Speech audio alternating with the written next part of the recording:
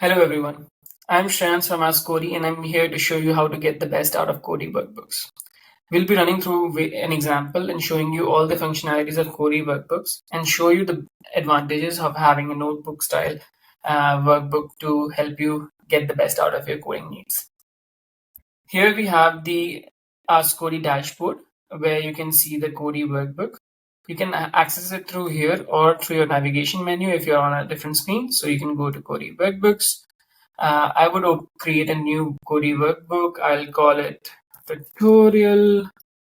And for this tutorial, I want to work with I can work with HTML, but I just don't want to work with HTML, but I also want to work with CSS, and I will have JavaScript in here. So I'm also going to add JS. Let's select this. It's it's a writing text box. So you can choose one of the pre-made ones that we already have, or you can change it a little bit if you are working with multiple languages. Let's create one. Okay, so now we already created this tutorial workbook. So this is the first screen that you see. You have this empty chat box, which is where you write your input command. You have these commands where you can generate, explain code, document code, test code. We'll be running through them one by one. We have a delete button, which would let you delete a message in case you want to regenerate a message. This is usually nice when you want to keep your workbook clean, since it already takes context from the past interactions with the Kodi.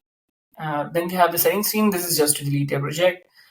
Going back to the workbook screen, for this example, we are going to be creating a image converter app, which would basically be like you upload an image on one side and then you convert it to a different format. So if you upload a JPEG, you will get a PNG out of it, and that's it.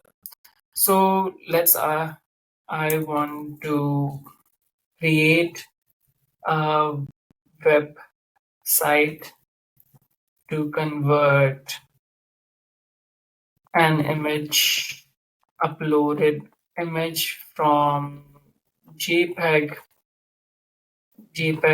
to PNG and vice versa. So we're gonna do all of it. We need a screen with 2x2 layout, with 2-column layout. One side users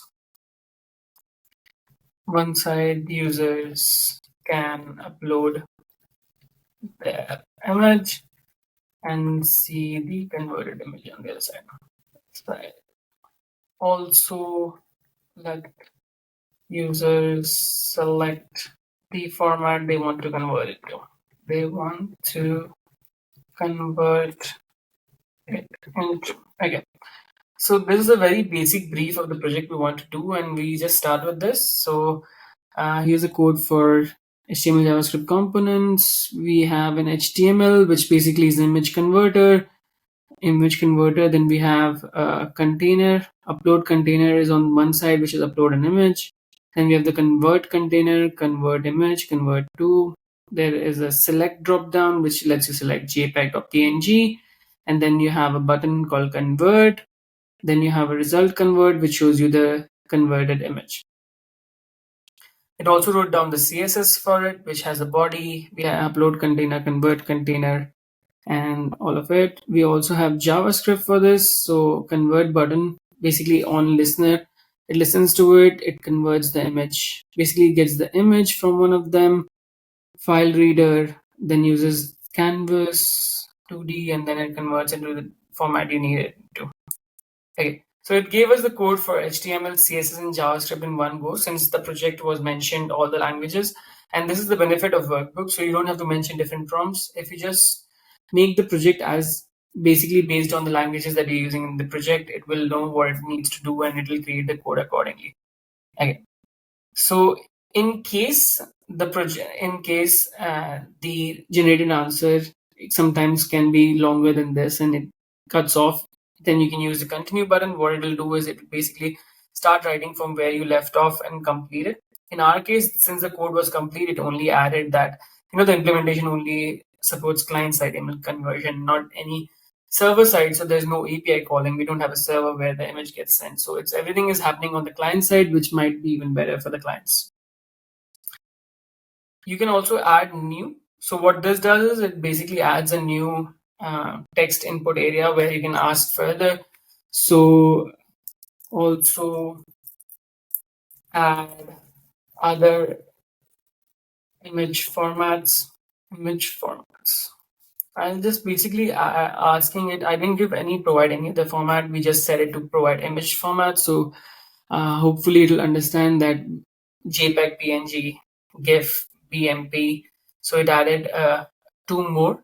If you have any of the specifications, you can also specify that in the prompt itself so that it's very clear in that format. Updated the code accordingly. Just to show you other functionalities of the workbook, I'll add another row, another cell.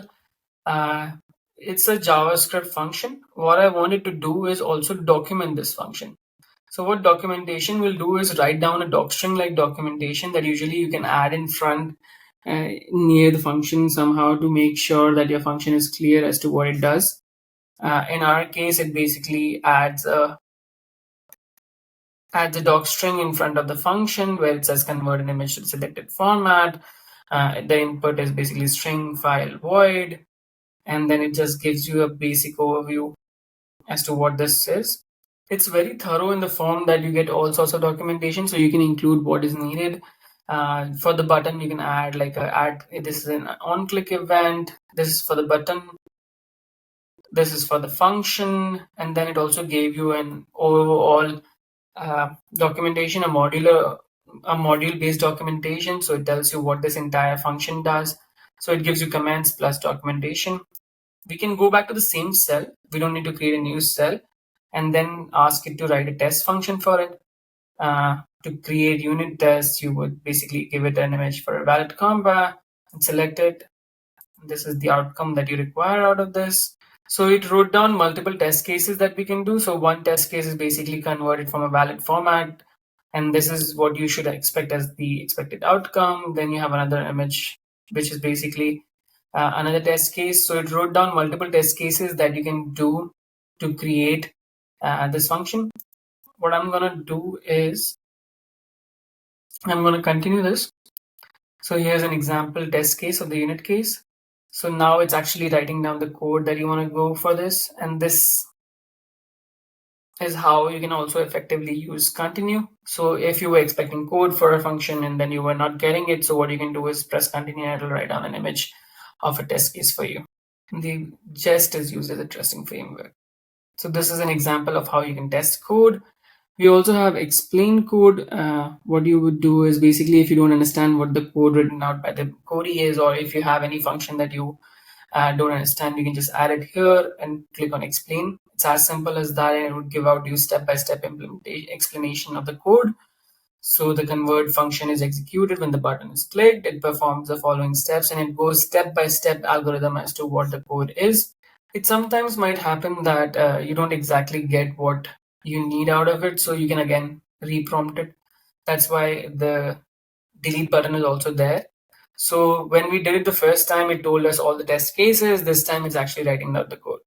So it might happen that the answer that you're looking for exactly is not what you want. And it happens with all sorts of LLMs and all sorts of AI models, that it's not deterministic. So it's not like you get the correct answer in one go. Sometimes, most of the times you would get it, but sometimes you would have to reprompt it.